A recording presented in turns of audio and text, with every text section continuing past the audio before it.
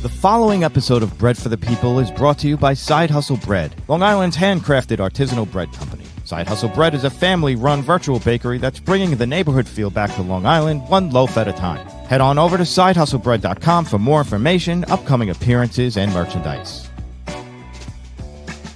My name's Jim Serpico, and this... Should I start with my name?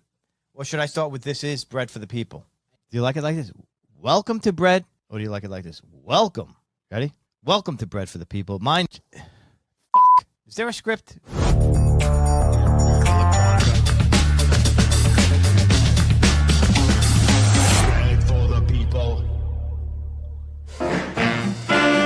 Welcome to Bread for the People. I'm Jim Serpico.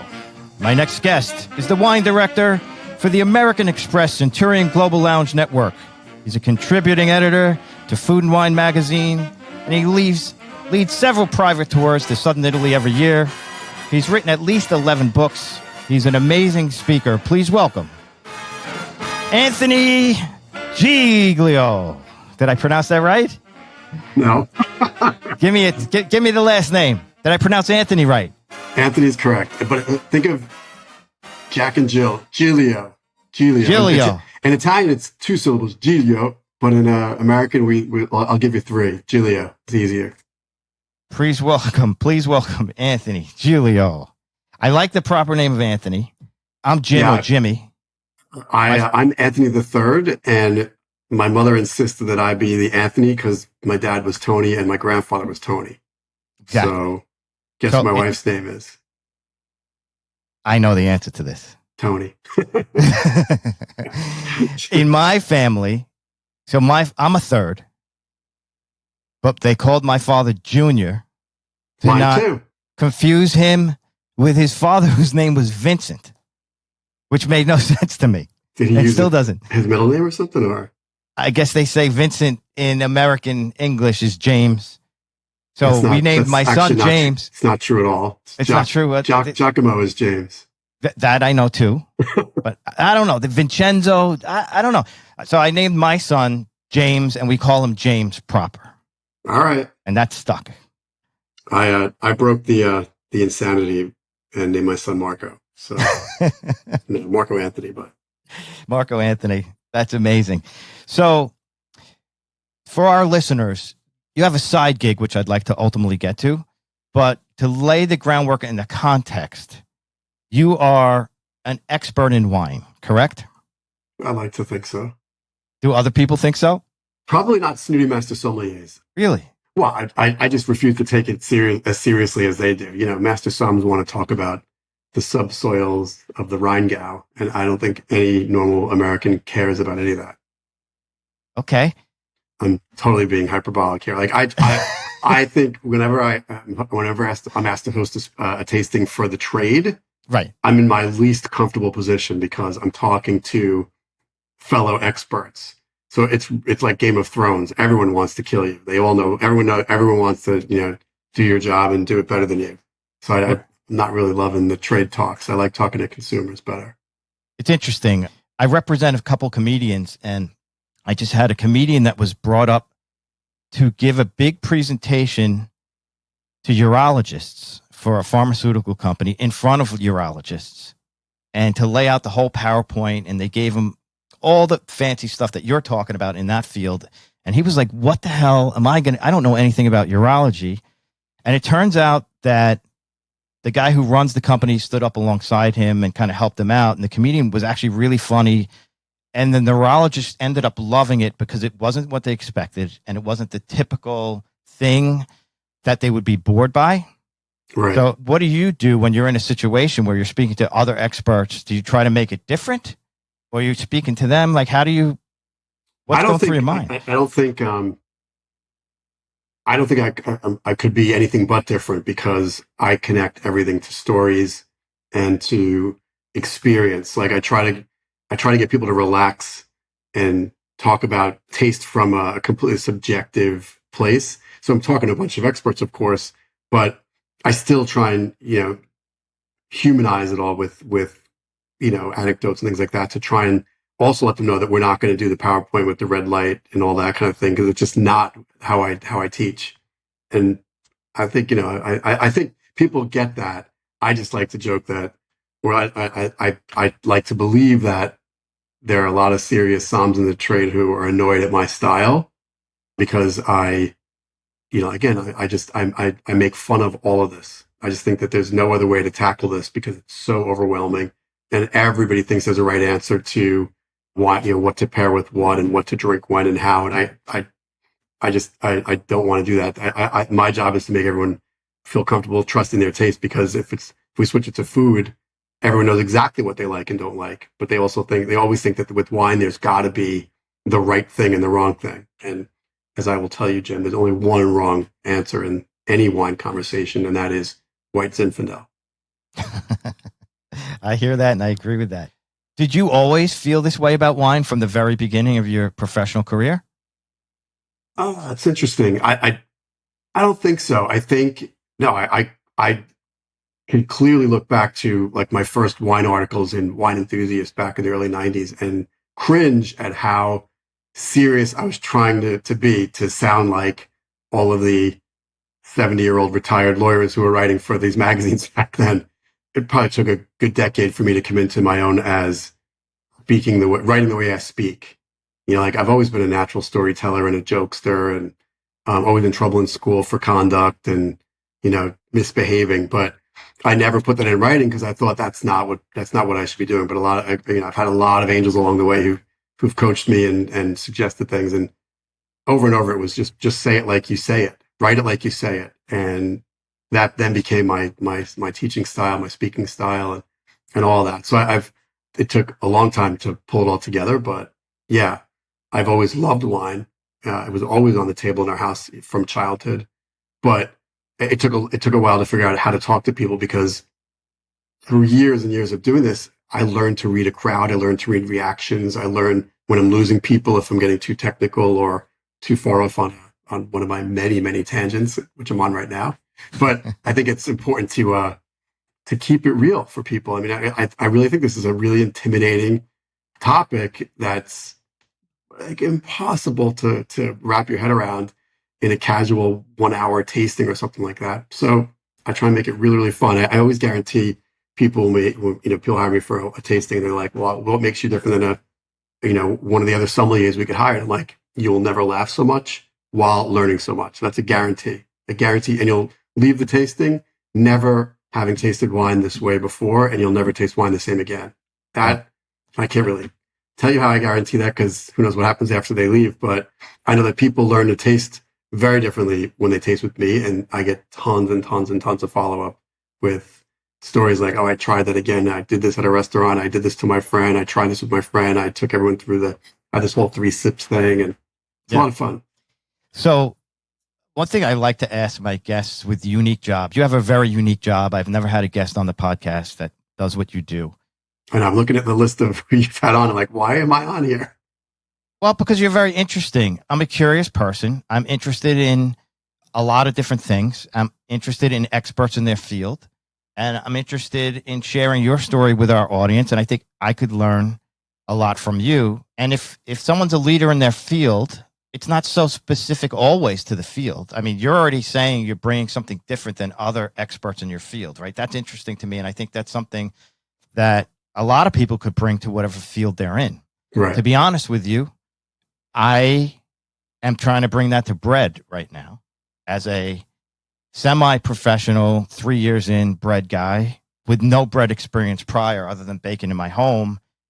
My whole thing is like marketing and talking about bread in a different way and kind of disrupting it. So I do relate to it.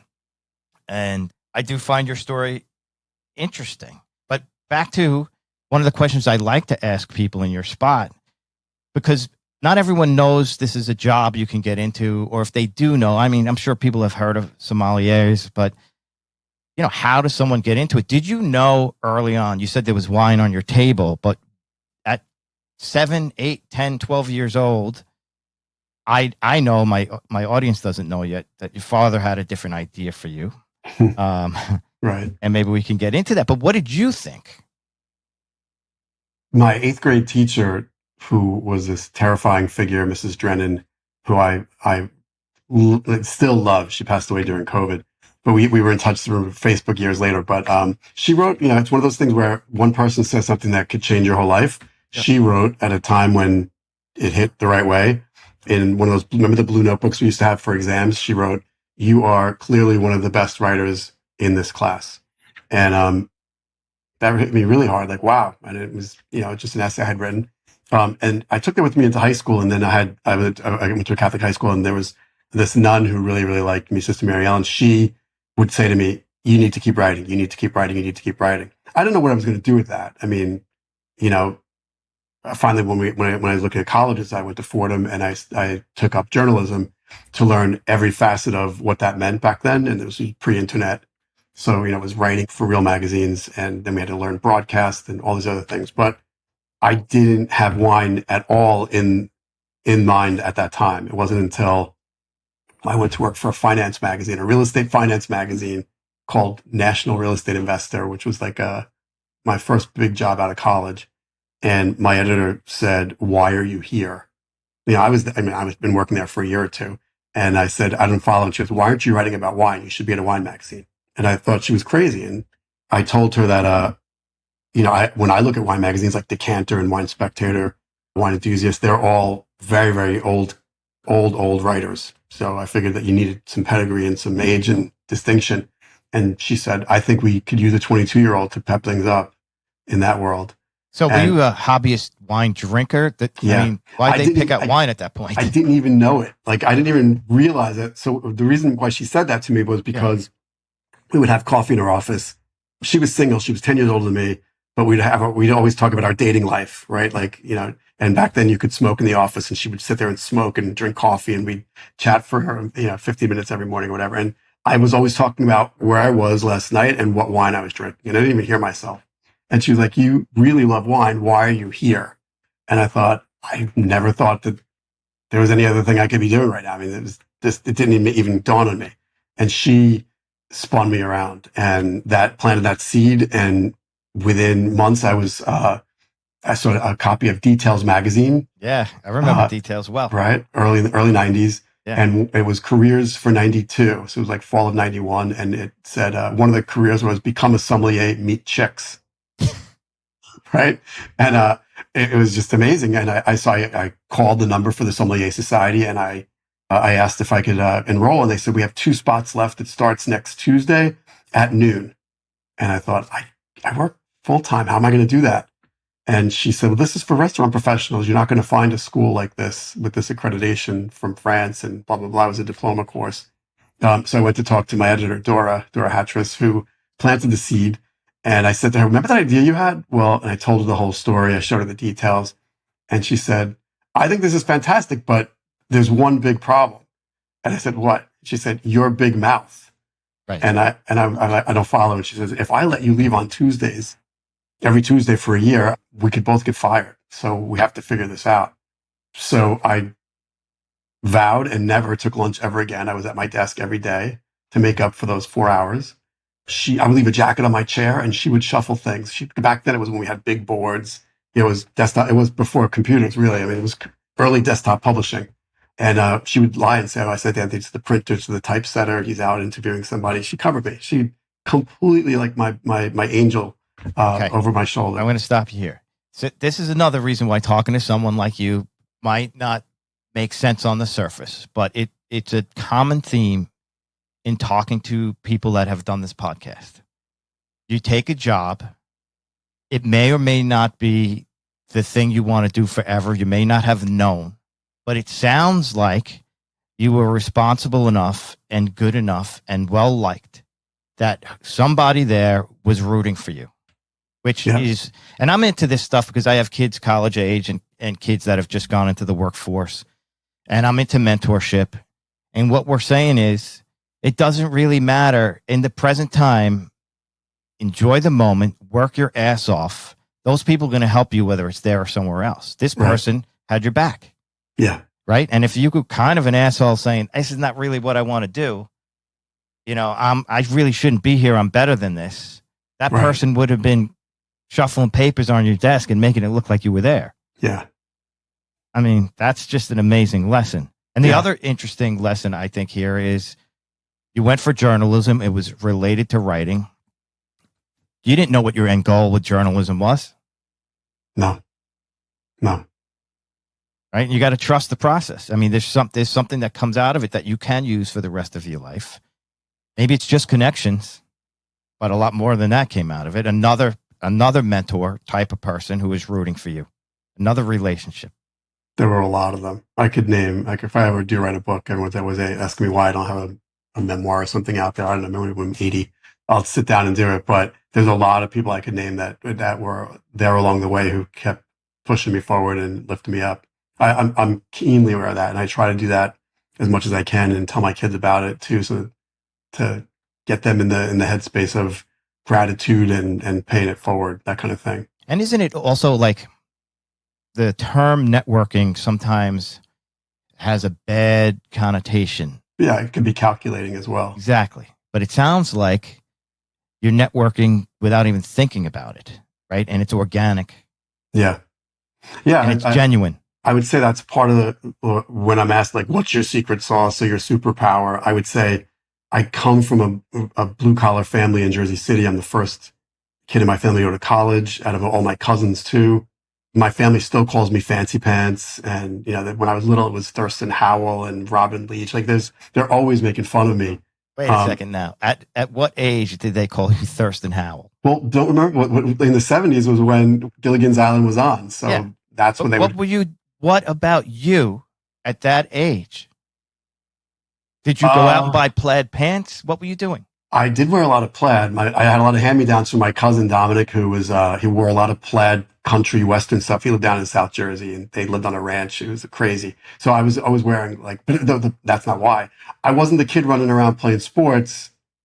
I was cooking with my grandmother. I was well-spoken, well-dressed, well-mannered, and very shy. Very, very shy, because I didn't feel comfortable with my family, especially my dad. I mean, we've talked about this, the moth. If you listen to my story on the moth, you get the whole ugly scenario of what it was like growing up in this hyper toxic, masculine Italian family that didn't know what to do with a kid who was well spoken, well mannered, well dressed, and didn't like to throw a ball because I couldn't. So I'm not gonna ask Anthony to rehash what he did on the moth, and he just planted a seed on what he did. But I would really suggest that everybody listening to this go and check out the moth on YouTube and search Anthony's name and the title, Listen Here, Fancy Pants. It's just an amazing piece. Thank you. Performing on the moth main stage must be terrifying. Yeah. I could only imagine. The Moth is a storytelling series. There's comedians, writers, actors, all types of people who have a great story, but they only put on people who are just terrific at storytelling. And Anthony's story is great. Could you just give us a little bit of obviously you don't have to do the whole thing, but the gist of it is your father had a different projection for what he expected you to be. Is that what it is? Yeah. So I have two older sisters, and he would not stop having children until he had a boy. He had to have a namesake. And his father was out of central casting from Goodfellas. He was one of those guys. And the two of them were, tough guys. My dad was a great athlete. They just didn't understand how I didn't have it in me to be outside being rough and tumble, mischievous, and street. It's just a street kid. And we're in Jersey City where, my father was like, he'll say it today. I was worried about you, that you were going to get killed. Like, you were just too sweet for a boy. It wasn't you and your plaid pants out there in the street. They're going to get you. So, that was really the story behind the moth is, and I don't want to take the whole interview talking about this, but so, this is 2012. They hadn't been picked up by NPR yet, so it hadn't really blown up the way it is now. I mean, it was quite big back then. I knew right away that it was an honor to be asked. They had done a Top Chef one with all of the cast of Top Chef, and Gail Simmons from Food and Wine, and I'm from Food and Wine. We were all friends. She said to Meg Bowles, one of the top producers, when they said, "Hey, send us a storyteller or two if you know any," and she said, "You have to call Anthony." And they called me, and I was being very Shecky Green, like, and then, and I was, and she said to me, "Anthony, I want you to understand that there's Comedy Cellar, and then there's The Moth. And while there's certainly funny stories being told on the stage, that is not the goal. We demand real feelings, and we're not asking you to make everybody weep, but the greatest stories happen to be those arcs of, of highs and lows with tears and laughter. And she got really into my head. And she said, I have a crack psychology major maneuver I want to play with you. And I said, okay. And she said, you've mentioned your dad in 3 different stories that you just told me. And it was just funny stuff, right? I was just being funny. And she said, I'm going to guess that your dad and you are not at all alike. And just by what I've done on research about you, I wonder what it was like growing up in a house with a dad like that. And that would be a really interesting story. And as she's saying this, my hair is standing.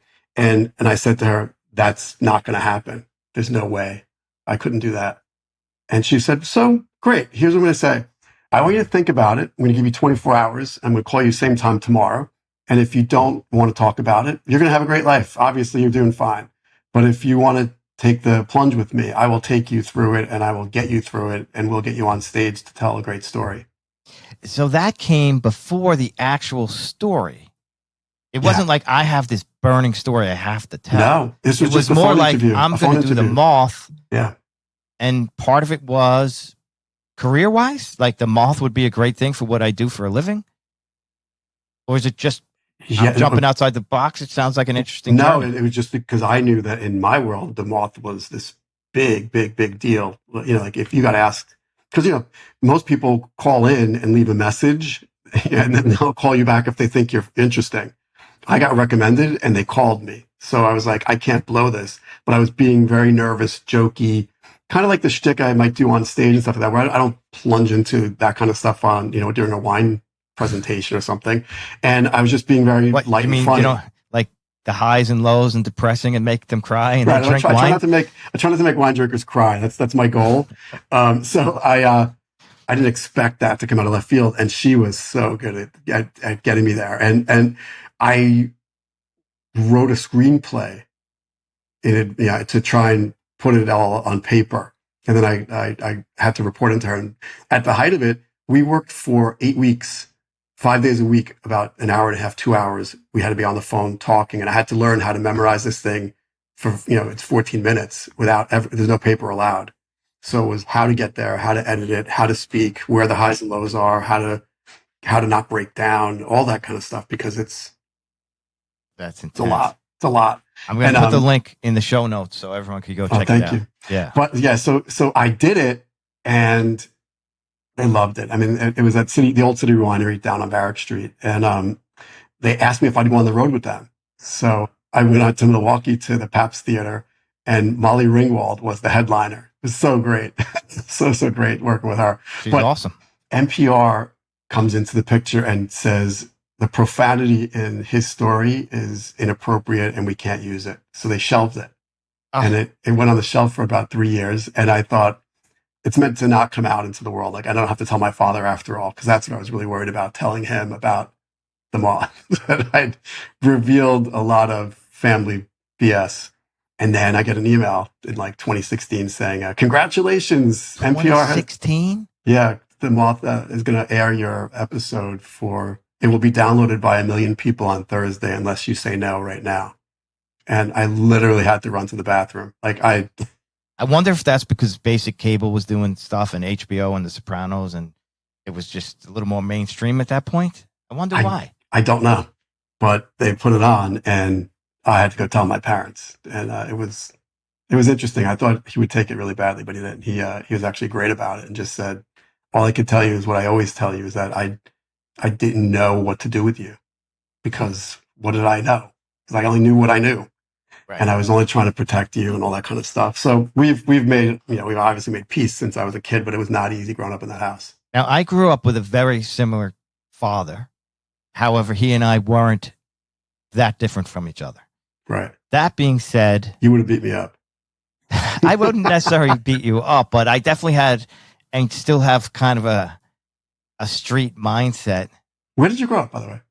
Long Island, New York, East Meadow, Long Island. Sure. My father was a trumpet player for mob catering halls. Nice. And Nice. I was like my father's little shadow, carrying a trumpet from a young age. So it's interesting. Like, I do wonder if there, as many differences as there were, and your father didn't know any better, are there similarities between you and your dad? And I ask this because I know a lot of these tough guys that, like, it always amazed me when I found out that trumpet players for Jerry Vale were majorly connected. Right. And they might not be into sports either. They were into music. Oh my God, my dad loved Jerry Vale, by the way. We had that on the 8-track in our Cadillac, of course. But like, that's a whole thing of tough guys into music and food that existed. They weren't all athletes. Yeah. You know, so anyway, were there any similarities with you and your dad? The biggest similarity is I learned to be a storyteller from him. My dad owns the room. He comes into a party. He's got these light blue eyes and he still has a full head of hair that's now all white. And he's handsome and gregarious. And he's a kisser and a hugger and a inappropriate toucher. At 84, he could get away with anything. But he's always the guy who everyone flocks to. And he's always telling filthy jokes. So, growing up, I would watch that. I'd get shooed out of the room when he was, being really, really filthy. But I guess I bonded to that. His, because that was when he was really nice too, by the way, when he was out socializing. He was a lot of fun. And I definitely learned to tell stories from him 100% and how to connect with people, how to read people, all from him. Got it. Was he tough to live with in the home? So what you're saying is he was really fun. He was a bear. He was a growling, grouchy bear when I was growing up because he didn't like his life. He wanted my grandfather's life. He wanted to be a good fella. My grandfather said, "No, you're going to be a teamster because that'll keep you clean. You and your brothers will keep you clean." And he connected them to that. I mean, they didn't have to work hard for that. He had the union cards and all those things. But my dad wanted to put the suit on every day and go to New York and have coffee with his secretary and whatever else went on over there in the Pan Am building. Right. My grandfather had an office. I mean, my dad wasn't that grouchy. He was more of a happy-go-lucky, playing the trumpet at night and on the weekends and hanging out with the guys. Yeah. And who knows what else was going on. But he was a good dad and a lot of fun. And he would coach soccer with a cigar and a jumpsuit. Yeah.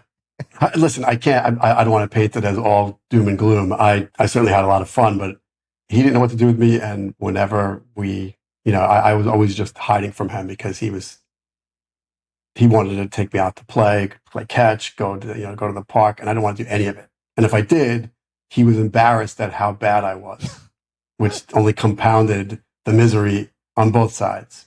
Right. And so rather than and again, he'll tell you I didn't know what to do, and I'm like, you could have picked up a book with me, you could have but he didn't that didn't even cross his mind that he could come to my side of it. He could have faked it and cooked with me. I mean, my grandmother was upstairs teaching me how to make pizza and pasta, and we would cook together because that was a safe place for me. Yeah. And I loved it. Yeah. But, he couldn't meet me there because he didn't know. Now, how about as an adult? Because this is something I've struggled with. I've always chosen to spend my time on other things. Like, I'm never going to sit and watch a 3.5-hour baseball game on TV. Certainly not every day. And I could tell you I didn't do it once this year. And whenever we get together, my wife and I, with couples, everyone's talking about sports, right? And I fake my way through it. Is that the same for you as an adult now? No, I'm completely out about my disinterest in I don't if you say to me, if you invite me to a football game or a tailgate next week, I'm coming and I'll have fun. I'll completely have fun. I might not understand it all, but I like the social aspect of it, and I like being there in the crowd.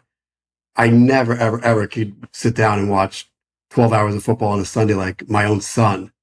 He's just hooked in. He's exactly like my dad in that respect. Like in a lot of most of the guys I know, just I'm not into it. I can't do it. I can't just sit in front of the TV and watch a game all day. What about the tailgate, the cooking part? Are you into cooking and creating the greatest tailgate? Or oh yeah, I used to throw epic Super Bowl parties too. I couldn't care less. I like that too.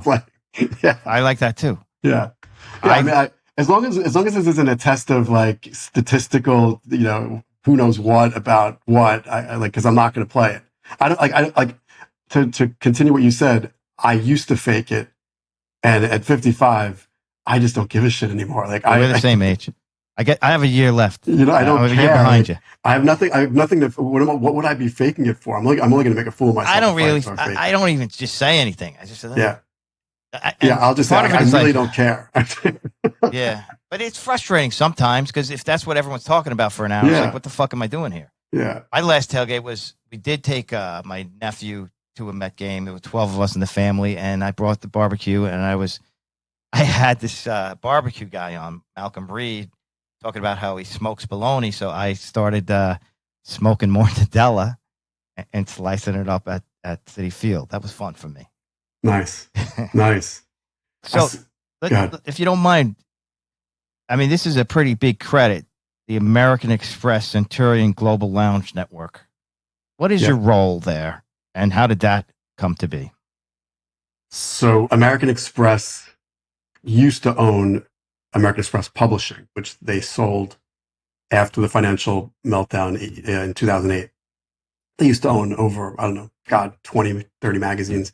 And they owned Food and Wine, Travel and Leisure, T&L Golf, T&L Family. They had a lot of, they call it the luxury group, was this group of about 8 magazines. So I've been aligned with Food and Wine almost my entire career through various connections. And I'm a contributing editor for Food and Wine for 25 years or so. So my connection to Amex has always been there, even after the breakup. If they sold everything to Time Inc., they had to, because it was like either you're a bank or you're a publishing house. So my connections to people at Amex was still there. And that was in 2008. By 2010 or 11, they started dreaming up this idea of going after the airport lounges. The goal was to Virgin Atlantic's lounge in London is probably one of the greatest airport lounges on the planet. I'm sure that in 10 years it's changed, but that was the goal. Like, let's create a lounge with great everything, great wine, great service, great spas, and all this kind of stuff. So they pulled me in as the wine director when it was all just it was all blueprints and ideas. Of course, we had amazing ideas for what we could do before the budget started to get approved, and everything changed. It was, so it went from, it's funneled. So from, big dream ideas, and then like what's realistic and what's scalable. As we start adding more and more lounges, we're going to need a lot more of the same wines, and that's not, you're not going for the super high end for that because you don't have enough of it. And so we started out in Vegas, was our first one, and then quickly after San Francisco, and that I still am probably the most attached to emotionally, because we still had a lot of money back then to play with, when they were just saying, sure. Yeah, let's do a wine wall, like a real wine wall with self-serve. It's the only lounge in the country or anywhere in the world that has a self-serve selection of like 18 bottles. Wow. Because I said, you can't land in San Francisco and not have a connection to wine country. Like it's the gateway to American wine. And they agreed. And so I got to, and now it's actually closed right now for renovations. They're giving me a new wine bar as well, like a dedicated wine bar, which is exciting. That said, it's unrolled. It's rolled out around the country. We're in London now, in Heathrow, although, I haven't compared it to Virgin. And then we're in Hong Kong, and there's plans for opening all over those. Newark is going to have the biggest one in the country. New York?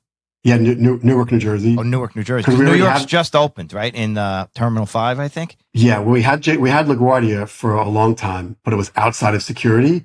And then after the renovation, they brought it in, which changes it. It was actually super interesting. The LaGuardia one, because it was outside of security, it became a huge meeting hub for the whole East Coast. So people would fly up for 2 hours on, JetBlue or whatever, and land, and literally get off the plane, go to the lounge. We can come up from the city and just go in, because we didn't have to go through security. That's cool. And then they would just get off and go back down. They would just get back on the plane and leave. It was pretty wild back when pre-Zoom, when now we all meet virtually and it's not a big deal anymore.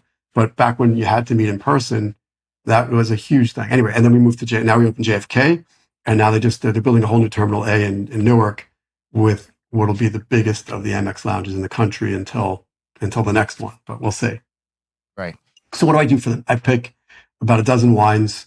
Each lounge is almost the same, except where regional things make sense. So in your case, though, it's complementary to people with certain American Express status, right? So right. I don't know that not every wine could be $180 bottle of wine or $25 a glass, right? So that's a big thing that goes into this. What is the best quality wine that we could get that fits within the budget and meets all these needs? Right, because unlike other lounges when we opened, we refused to charge anybody for anything. Really? So, and we still don't. You either have the card to get in, you need platinum or higher to get in. And if you have any form of Amex, you can come in and pay. But if you don't have an Amex card, you're not even allowed in, period. That's the wall. But that drove all the competitors to start upping their wine game, because the competition now is it's real. And it's interesting. And I know that we lit a fire under everybody. Like I would say, like, I'm a United guy who's Delta. My friends are Delta. If you live in New York, you're a Delta person, like whatever. Yeah. Those lounges, they were all quite nice, but they would have literally tiers of. They still do. I'm a Delta member. Delta right. So you get like, this is like, it's like Speed Rack versus, top tier, and you pay up.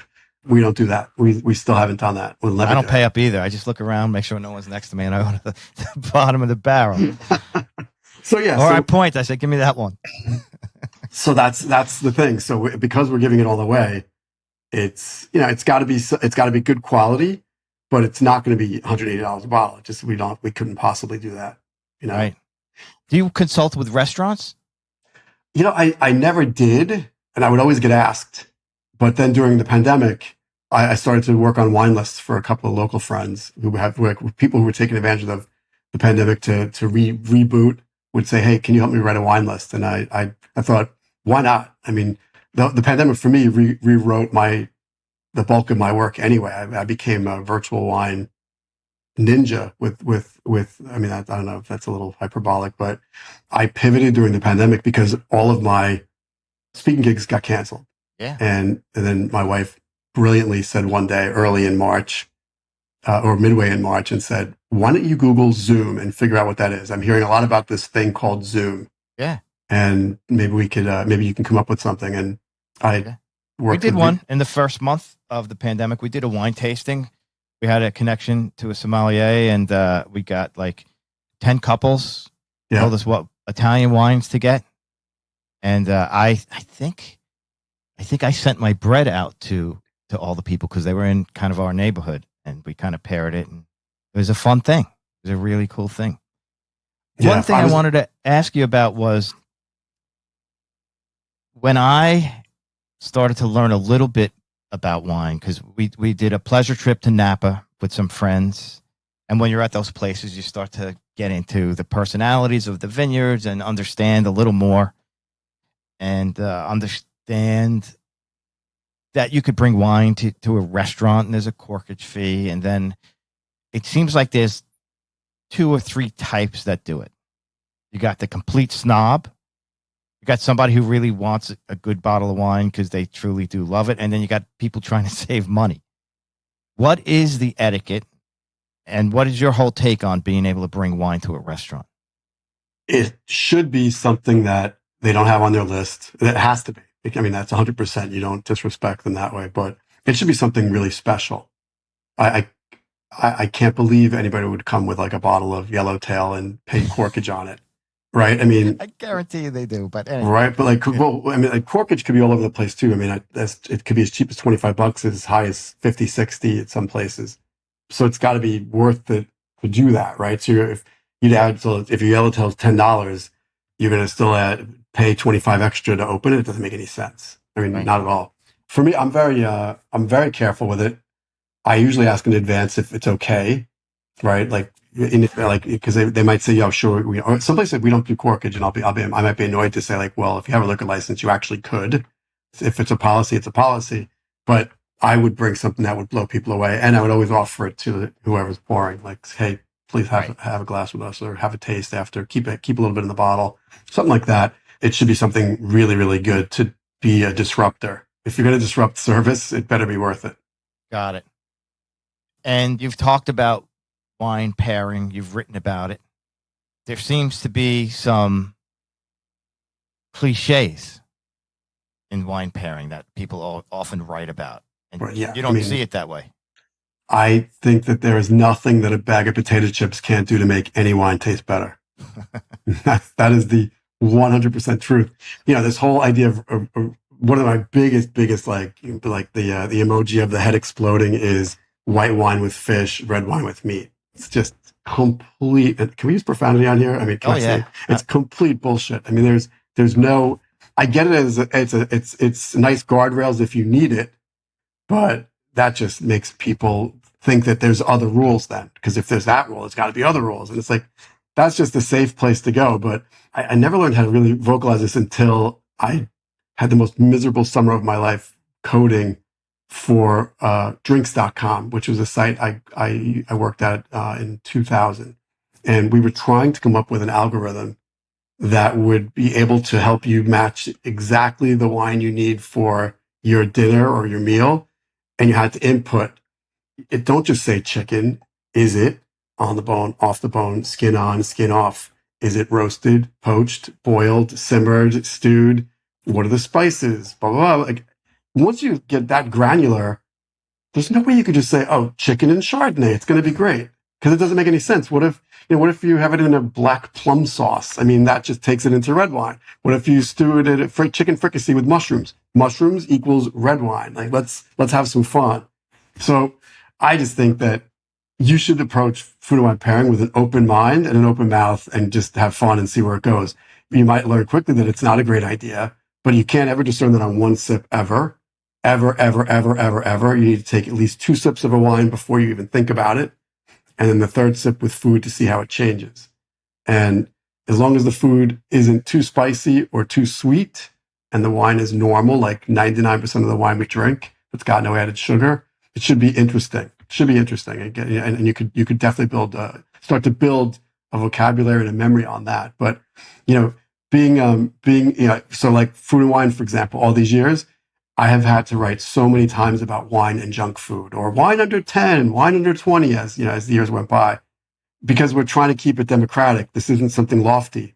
Yeah. And what that does, though, is like, and I did absolutely some shameless advertorials for, candy bars and chocolates and things like that, where they would say, "Can you pair with wine?" I could pair wine with anything, but the truth, the junk food ones are the most fun because people they can't believe I would say that. Like, you really believe that? Like, you're okay with Doritos and Zinfandel? Like, yeah. Like, ask any great chef and they'll tell you champagne's best pairing is buttered popcorn or potato chips. Granted, if the potato chips have caviar on them, all the better. But like for the rest of us, a bag of potato chips can do a lot. Because all I ever say at my tastings is, take 3 sips of a wine to build an opinion, knowing that the first sip never counts, ever, because your palate's not registered yet. Whatever's on there from before, whether you brushed your teeth, had coffee, pre-gamed, another wine, whatever, but just let's call that the toast, and down it goes. Second sip is where you start to feel everything start to happen. All the saliva comes pouring in. You could start registering fruit and acid and balance and refreshment and pleasure or not. And then you could say, wow, I like that. And I'm saying, okay, great. If you like it, you're going to love it with food. So we can move on. But if you're not sure, and if you're being honest, take a potato chip, fat plus salt. It could be anything. Potato chip, a teaspoon of peanut butter, your pinky in the olive oil dish. It doesn't matter. A little fat, a little salt, taste it a 3rd time and see what happens. And I guarantee it, all bets are off. And you could see people leaning forward especially on these Zooms, like they can't believe how good it tastes because they just added some food to it. All right, I have 2 questions based on all this that you just said. Does the same go for beer? Yeah, I absolutely said the same for beer. I would say that with all alcohol. Got it. Okay. Parmesan cheese and fish. Can you pair it? Holy crap. This is always a big point of contention. And if my friend Anthony Del Monte is listening when this goes out, he will take me down every dinner party for my one hissy fit years ago about making a really beautiful clam sauce for dinner, and I had a big dinner party and I didn't put cheese on the table because not supposed to. Although, listen, I go to Sicily. My wife is from Sicily. We're in the kitchen with her cousins, and they literally, like, some uncle drops off a giant bag of prawns that he caught that day in the sea just out the window. And the cousins were like, "Ooh, Anthony, come on, let's cook." And they put down sheets of foil on the table, big pile of breadcrumbs, parsley or marjoram, and a few handfuls of Parmigiano Reggiano cheese, and they mixed it all together, and then they rolled the prawns through the breadcrumbs. They oiled them, and then we put them on the roasting pan. And I said, "Is the cheese allowed?" They were like, "You can." And Sicilian was like, "You do what the fuck you want. Like, who cares?" So I've learned to. But by the way, that me doing that, saying you're not supposed to have cheese, turns me into the snob that I'm supposed to be. Right? So everyone's like, "Oh, fancy pants doesn't think you can do it." So I did open my eyes to, and I still struggle to dial it back when I'm so opinionated, but I've since replicated that dish at home, and it's absolutely delicious with Parmigiano Reggiano with prawns, man. Sounds big amazing. Giant shrimp. All right, I want to cover two more things. So you run tours to southern Italy. You still do that? Yeah. We're sold out already for next June because there was such demand from the canceled trip of 2020. Yeah. So we might actually add one in the fall. And we might actually go further north. We're actually thinking of going to Burgundy. I got a lot of demand for France, and I've never done it. But my tour operator buddy, Gary Portuesi, his company is called Authentic Experiences. I mean, his whole trajectory is he started out as Authentic Sicily because he's from Sicily. And then he became Authentic Italy. And then as he's gotten better and better and bigger and bigger, now it's Authentic Experiences, and it's all over Europe. And he's got contacts and connections all over the place, tour guides and experts and secret tours. Do you personally go on these trips? Yeah. And is it wine like centered?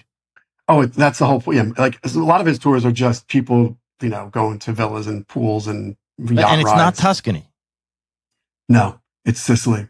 Interesting. So I've done mostly Sicily because Sicily's now, of course, very, very popular. But when we started this in 2006, it was not easy getting the people to come to Sicily because they had heard, there's always the stupid mafia comparisons and references, I should say. And then there's that it's so poor and it's so it's not Tuscany. Tuscany's Disney World. I mean, it's so perfect in so many ways and it's bucolic and beautiful. Sicily is gorgeous, but rugged and vast. It's a humongous island.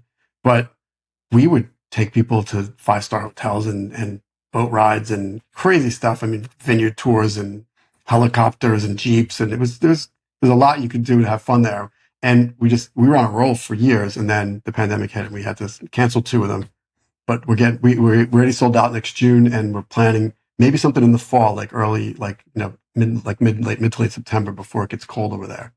And if not, I already have people signing up for summer of 24. Is it like Capri and Positano, or is it more like Amalfi Coast, or it's not part of that? It's not that. It's not nearly as crowded as the Amalfi Coast. The Amalfi Coast is crazy traffic. The traffic is so bad there. This summer, my cousins were there, and to keep the roads sane, they have days of the week you can't drive. Rental cars are not allowed on Tuesdays and Thursdays on certain towns and highways, and it's like. If your license, it's like the old gas shortages of the 70s. Like if your license plate ends in a 3 or a 5 or a 7, you can't be on. You can't get gas. So Sicily's, it's not like that. Taormina is, Taormina and Palermo, the 2 anchors, are certainly busy and crazy. But we're out in beautiful estates in the middle of the island and up on Mount Etna and all over the place. It's just beautiful. Really, really beautiful. That's really interesting. I'll check that out.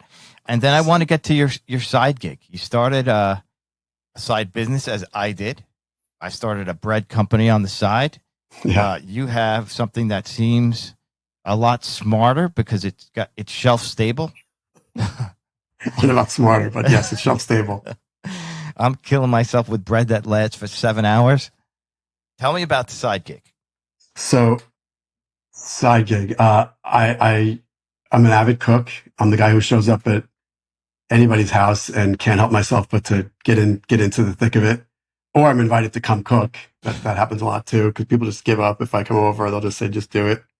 But I got into this idea of seasoned salt from a recipe my friend Sally Schneider. She has a website called The Improvised Life. She wrote a cookbook called A New Way to Cook. It won a Beard Award back in 2000. And in that book was Tuscan salt rub or something like that. And it was this pork roast recipe that she asked her friend Peggy Markle for the recipe. And it was just basically, a chef said, chop up some garlic and some rosemary, and add salt and keep cutting it to bring it together, and the salt will actually take the color of the chlorophyll on.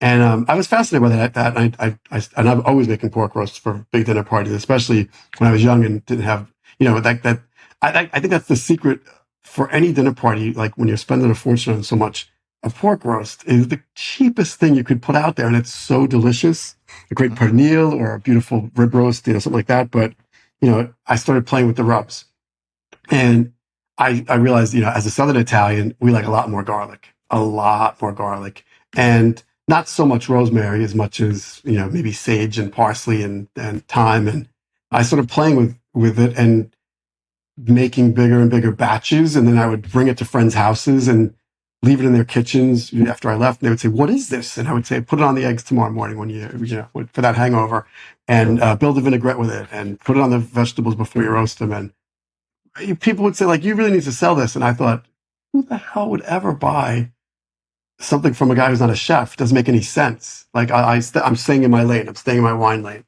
But years passed, and I just kept getting better and better advice from friends.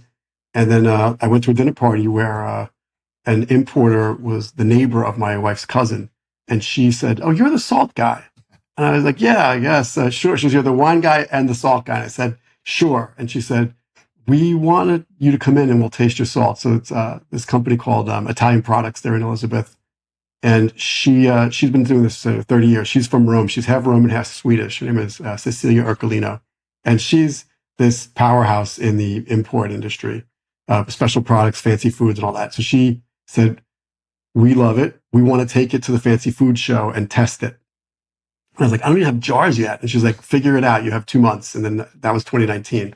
And I went to the fancy food show, and it was an awakening. I mean, I didn't know what to expect. She had a humongous stand. She had like 12 employees working with her, and everybody came through. Like I left there saying, like, it was 4 days of this, but it was like a wedding. People had to come pay respects, and everybody came through and paid respects to Cecilia. And there was Martha Stewart's team and the Whole Foods team and Rachel Ray's team and the New York Times. Like everybody came through the booth and asked for Cecilia. And then she cleverly made me the last pitch. So she would say, "So I want you to start over here with the panettones and some breakfasty things. And then you can go over here for some blah, blah, blahs. And then let's wrap around here, and you're going to do olive oils and marmalades. And then I have a really fun thing I want to show you. And my friend Anthony's going to explain it to you." And then they would leave me the last person.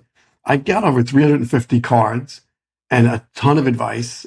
The best advice was from the head product purveyor from Zingerman's catalog. And I know you had the baker on from Zingerman's. Yeah. This was some guy who said to me, "You're going to get a lot of pressure to change the way you're making this, because everything was fresh, right, and it dries in the salt." And he said, "But does it really dry? Have you had it tested yet?" And I said, "Not yet." And he said, "Have it tested, and you're going to get bad news that rosemary and garlic never, ever dry. And that will trip you up for FDA approval and for mold, potential mold, because they're tricky, those two." He said, "You're going to get people telling you to use, flash frozen or do these different pre-dried." And I was like, "No, but the whole thing is it dries in the salt. So I have to figure out how to get that." So it took some. His advice was, don't bend on that. Don't give it up. Just figure it out. And when Cecilia and I worked on this for probably 6 months, we tried using bakers to use a low oven, like a proofing temperature to dry it. Failed, and the salt would turn brown. And then we found one of her truffle producers in Bologna uses flash sterilization. Really? And truffles can pass through, and it kills microbes, but doesn't affect the integrity of the produce at all. And they must have the same problem. They must have a lot of moisture. Yeah. So he said, he's doing my production in Bologna. That's where it's made now. And then there's a 3-year shelf life. It's crazy. It's crazy, crazy, crazy. I mean, it changed the way the salt used to be white when I make it at home, but because everything stays moist and they jar it after it goes through the process, they put it right in the jar. It starts to turn green, and it's darker than it used to be. But that was the only growing pain, was that a lot of friends were like, "I liked it better when it was white and it was different." I'm like, it smells amazing. It tastes delicious. It's just not what you remember when I made it in my kitchen illegally. But that I can't do that anymore. I did the same thing. So and by the way, so I would say Cecilia is another one of those angels that comes into my life and just gives me, the advice and guidance I need, because I didn't know anything about importing when or you're anything least about expecting it. Yeah, I went to a dinner party, didn't expect it at all. That's a great story. So it's being carried at Whole Foods now, or where is it? It's in 100 Whole Foods up the East Coast. It's on Food 52, which has been a huge, huge boon for me. Like, they're terrific, and they sell a lot of jars all week. It's in Foxtrot markets in the Midwest, in Chicago, Houston, Dallas. It's in DC. And then there's central markets all over Texas, which is a very high-end supermarket chain. So it's all over the place. I mean, come to my website. It's right there. And you can buy it from me directly. But the one wrinkle right now, because you never know how the world works, guess where the jars are made? Somewhere we can't get them from. Yeah. I would say Russia. No, but thanks to Russia, they're made in Ukraine. And I didn't know it. Yeah. So we're trying to figure out, because I had a very specific size I wanted, and I wanted it to be like a salt cellar that you could, put your hands in. Pre-COVID, there was nobody thought twice about that. I had to change my shtick about that during COVID. But I like the idea of this being on the counter, and it's just big enough to put your hand in, or a spoon or whatever. It's not like a little tiny sample. Yeah. But the jars are very particular, and I can't find an exact match yet. Not even China or any of the big mass production places you would think. Yeah.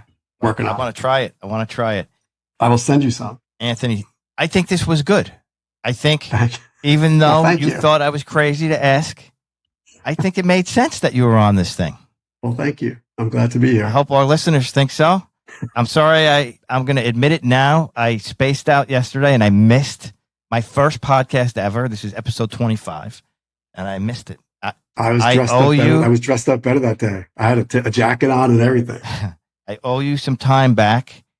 Maybe you're in Jersey City still? Yeah. Okay.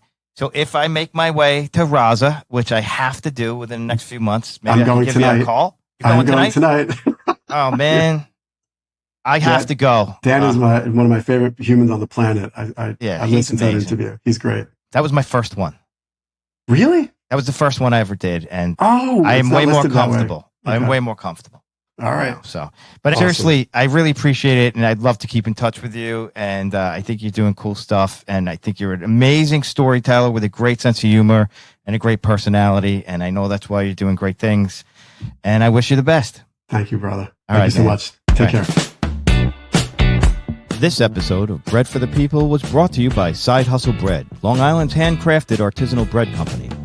Side Hustle Bread is a family-run business that's bringing the neighborhood feel back to Long Island one loaf at a time. If you like what you're hearing, don't forget to head on over to iTunes and rate and review this episode. Reviewing and rating is the most effective way to help us grow our audience. This episode was produced by Milestone TV and Film. I'm your host, Jim Serpico. Blessed be the bread, everyone.